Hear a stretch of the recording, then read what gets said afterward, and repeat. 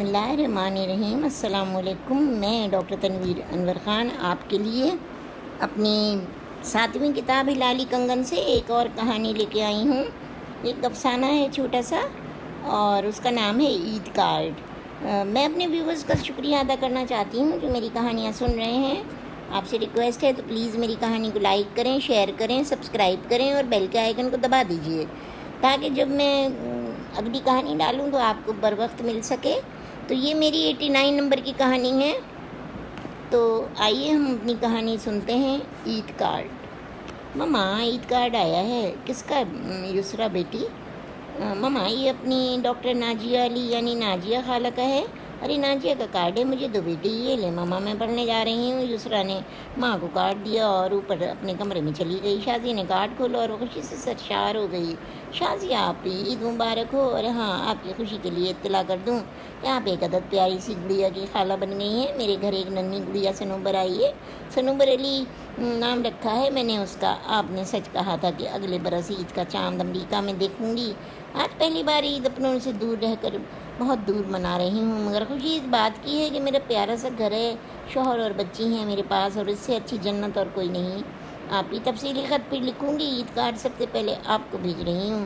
گڑیا کی آمد کی اطلاع بھی آپ کو سب سے پہلے دے رہی ہوں کہ آپ ہی میری زندگی بنانے سب میں ایک اہم کردار ہیں، اور میں اور علی اس احسان کو کبھی نہیں بھول سکتے۔ علی سلام کہتے ہیں اور ننھی گڑیا سنوبر پیار کہتی ہے۔ زین بھائی کو سلام اور بچوں کو پیار کہیے گا۔ آپ کی اپنی ناجیہ علی۔ شازیہ نے جلدی اپنے باورچی خانے کا کام سمیٹا اور پھر اپنے کمرے میں آ گئی۔ اس نے ناجیہ کے کارڈ کو دوبارہ پڑھا اور تب تھکان سے چور بستر پر لیٹ گئی۔ زین تراویح پڑھنے گئے تھے، تب وہ کچھ بیتی باتیں اور کچھ بیتی یادوں میں کھو گئی۔ اسے یاد ہے جب وہ 1 سال پہلے اپنے شوہر کے ساتھ درہ آدم خیل سے ہوتی ہوئی ہنگو پہنچی تھی۔ وہاں پر اس کے شوہر کے دوست رہتے تھے۔ زین نے اس سے کہا تھا کہ تم لوگ وہ خطرناک علاقہ کبھی نہیں دیکھ پاؤ گے، میرا دوست آیا ہوا ہے، اس نے ہمیں انوائٹ کیا ہے، ہم 4-5 دن ان کی فیملی میں گزاریں گے، عید میں ہی منائیں گے۔ اور جب یہ لوگ کراچی سے پشاور پہنچے تو وہاں زین کے دوست مراد کی جیپ ان لوگوں کو لینے آئی تھی۔ خاصی رات ہو گئی تھی، پنڈی سے پشاور پہنچنے میں 9 بج رہے تھے۔ شازیہ کو خوف سے کپ کپی آ رہی تھی رات کو، اور وہ بھی اس پہاڑی علاقے میں۔ زین ہمارے ساتھ 2 بیٹیاں اور 2 بیٹے بھی ہیں، میں نہیں جاؤں گی، صبح چلیں گے۔ بھابھی جی کچھ نہیں ہوتا، دیکھیے رمضان کا زمانہ ہے، رات کو سفر کر لیں گے تو صبح گھر پہنچ کر سحری کر لیں گے۔ اس دفعہ آپ نے عید ہمارے گھر منانی ہے نا۔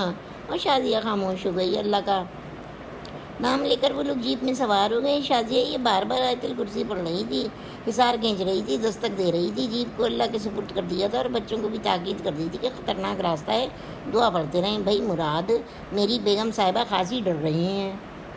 کچھ نہیں ہوتا بھائی، کچھ نہیں ہوتا، آپ پریشان مت ہو، ہم ابھی 2.5 گھنٹے میں ہنگو پہنچ جائیں گے۔ اور شازیہ بڑبڑا رہی تھی، ایک تو زین آخری چاند کی راتیں ہیں، چاندنی رات بھی نہیں ہے، گھٹا ٹوپ اندھیرا ہے۔ اف شازیہ اب تم پینک مت کریٹ کرو، انشاءاللہ ہم خیریت سے پہنچ جائیں گے، امی پریشان مت ہو، ہم تو سو رہے ہیں، ہنگو آئے تو اٹھا دیجیے گا۔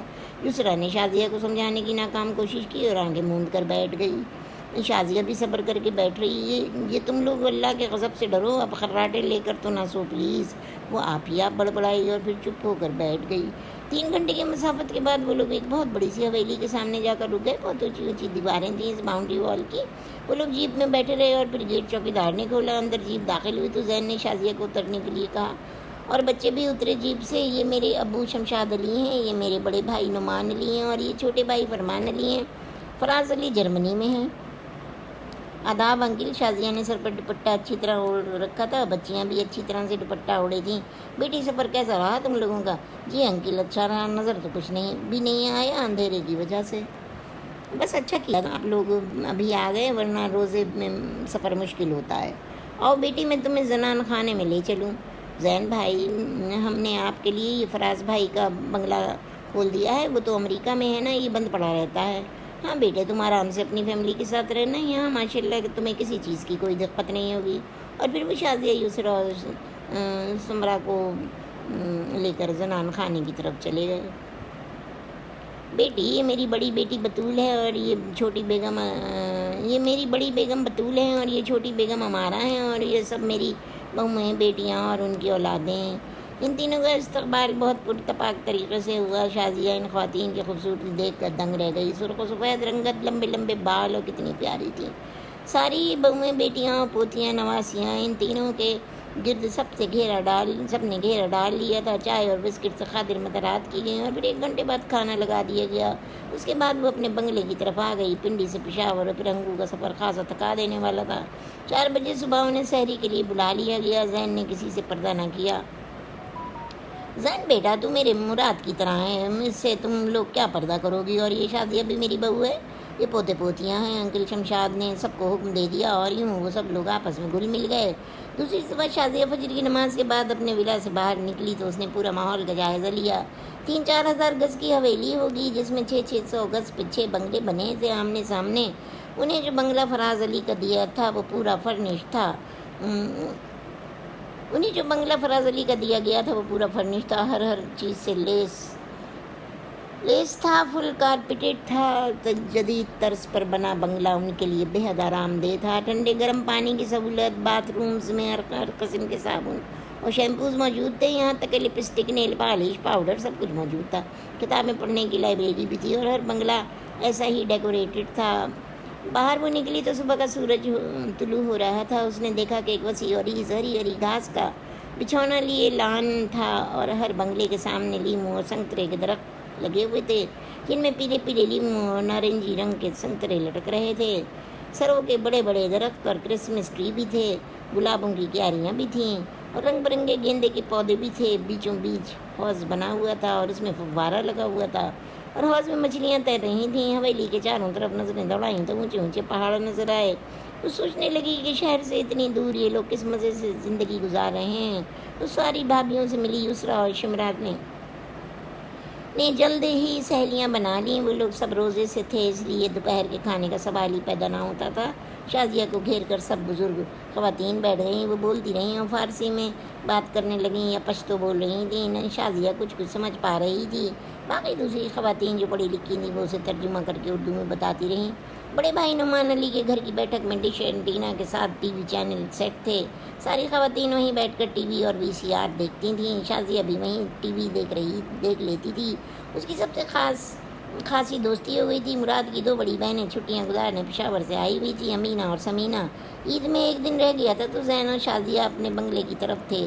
نوکر انہیں بلانے آیا۔ بڑے صاحب، آپ لوگوں کو زنان خانے میں بلا رہے ہیں، ہم آتے ہیں، افطار کا وقت ہو رہا ہے، جلدی چلیں زین، اذان ہونے والی ہے۔ اور پھر وہ لوگ بچوں کے ساتھ زنان خانے کی طرف آ گئے۔ حویلی کے باہر دوسری طرف ایک مسجد بھی بنی ہوئی تھی اور اس میں ایک دارالعلوم بھی تھا۔ 3 منزلہ بچوں کے رہنے کے لیے ہاسٹل بھی موجود تھا۔ سب نے ایک ساتھ افطار کیا اور پھر وہ سب لوگ چھت پر چلے گئے چاند دیکھنے۔ کافی تک و دو کے بعد یسریٰ کو ایک باریک سا عید کا چاند نظر آ گیا۔ ارے دادا جی، وہ رہا چاند، کہاں بیٹی؟ وہ ادھر کھجور کے درخت کے پیچھے دادا جی۔ ارے واقعی وہ ایک ہلالی چاند تھا، بالکل باریک سا۔ خواتین نے جلدی سروں پر آنچل رکھ کے نئے چاند کی دعا مانگی اور پھر سب ایک دوسرے سے عید ملنے لگے اور پھر سب لوگ بڑے سے خاص کمرے میں جمع ہوئے۔ تب شمشاد علی نے زین اور شازیہ کو تحائف دیے۔ یہ تم لوگوں کے عید کے جوڑے ہیں؟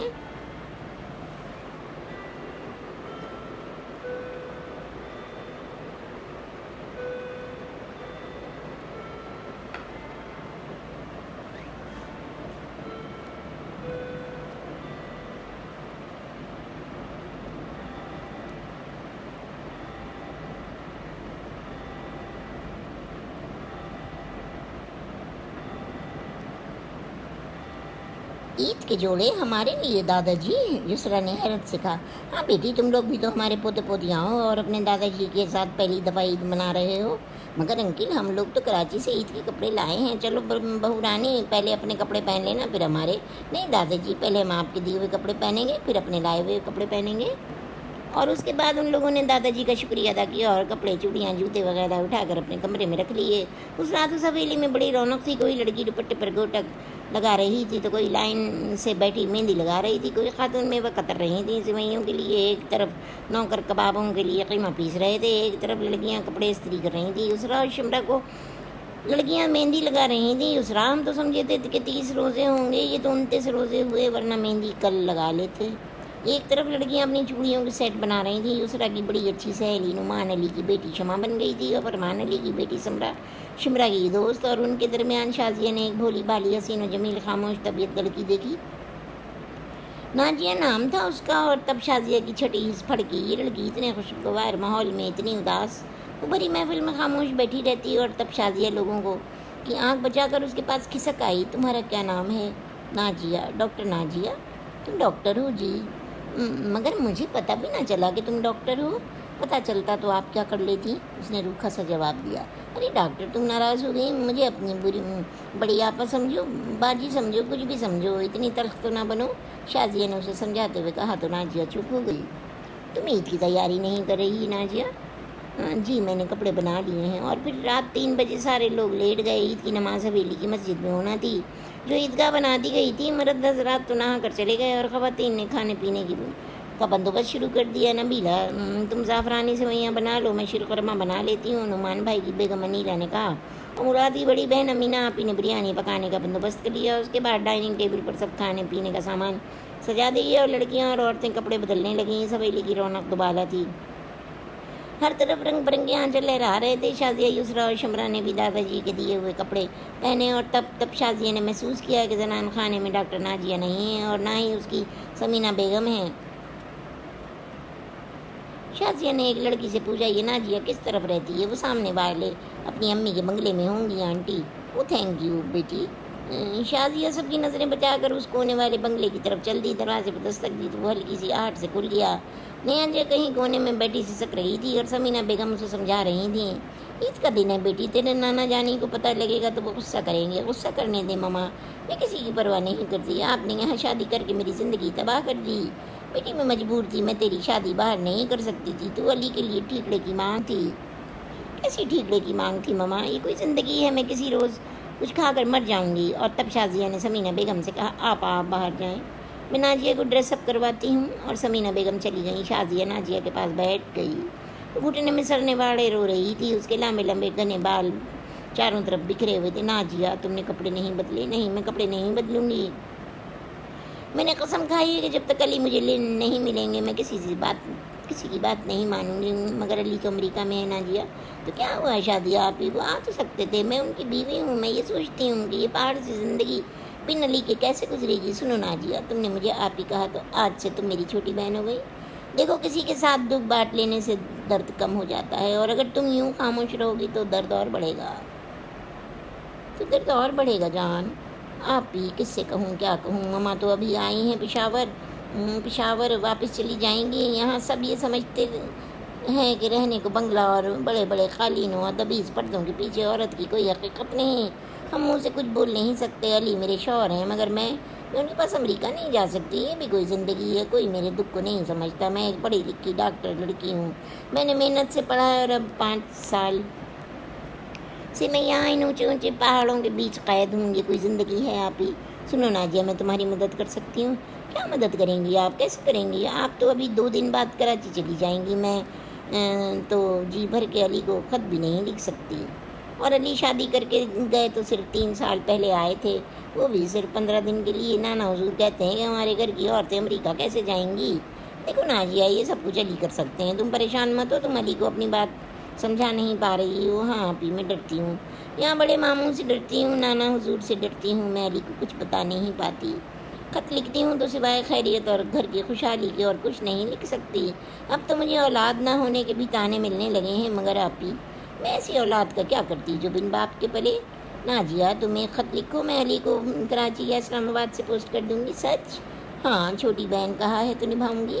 آپ ہی، ابھی تو آپ کو یہاں رونق اس لیے لگ رہی ہے کہ عید منانے سب آئے ہوئے ہیں، خالہ، ماما اور ان کے بچے۔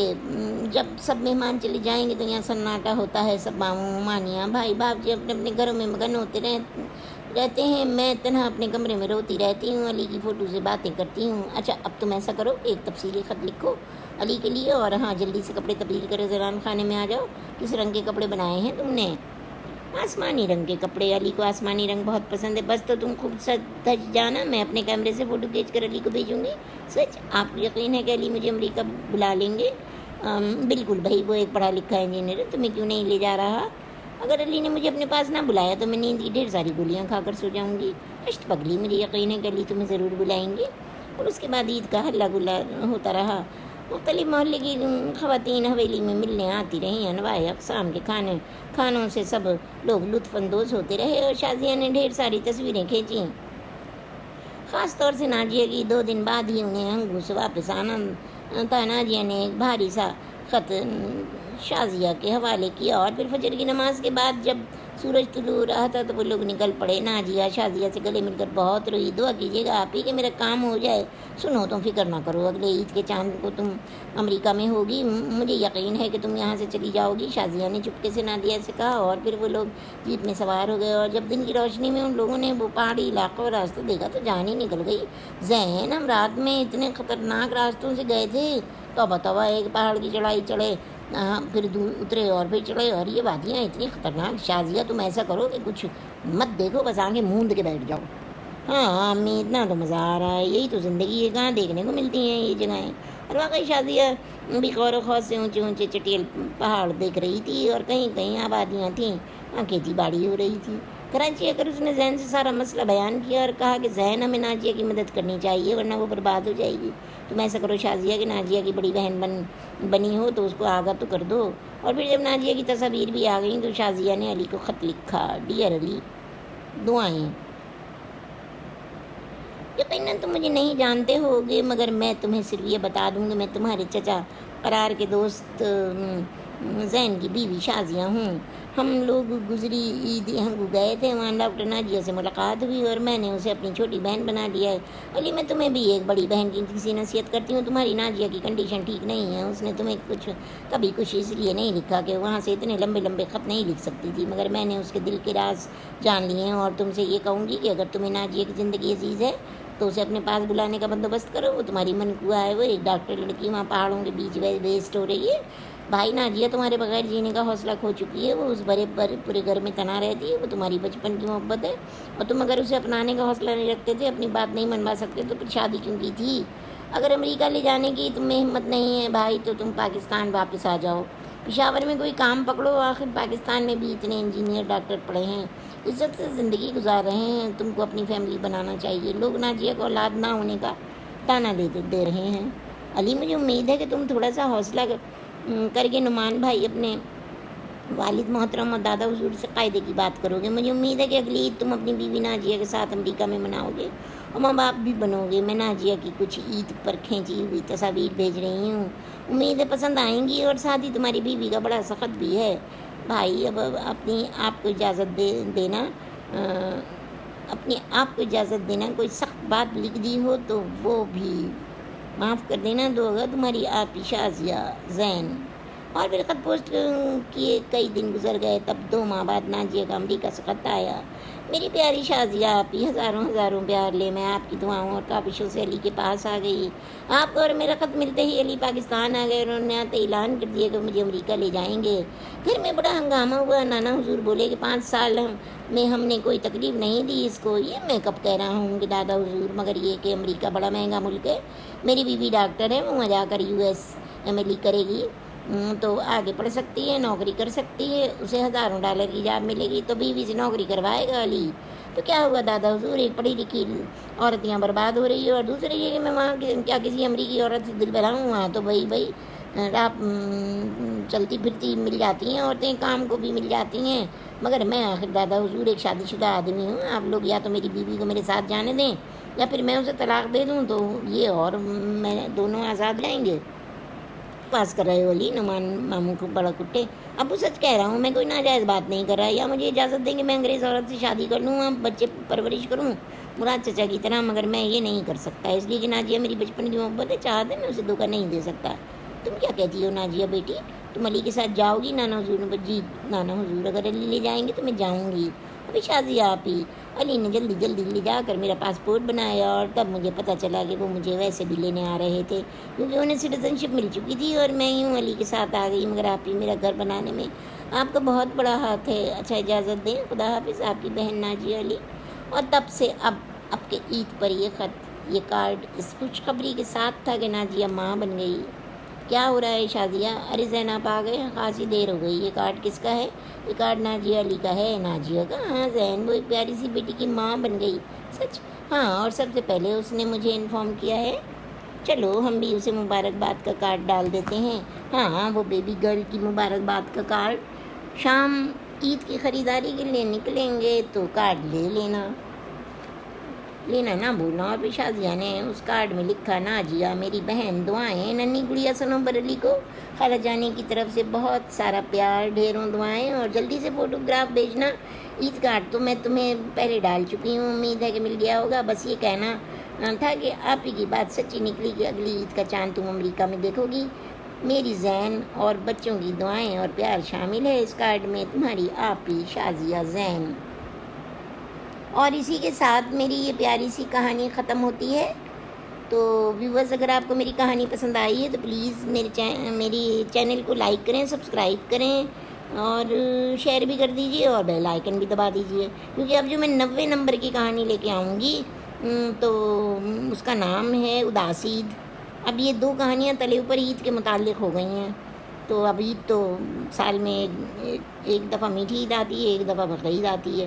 تو بہرحال اب وہ میری کیونکہ کتاب میں شامل ہیں تو وہ میں آپ لوگوں کو سنائے دے رہی ہوں۔ تو اب مجھے اجازت دیجیے، امید ہے آپ کو پسند آئی ہوگی میری کہانی۔ اللہ حافظ۔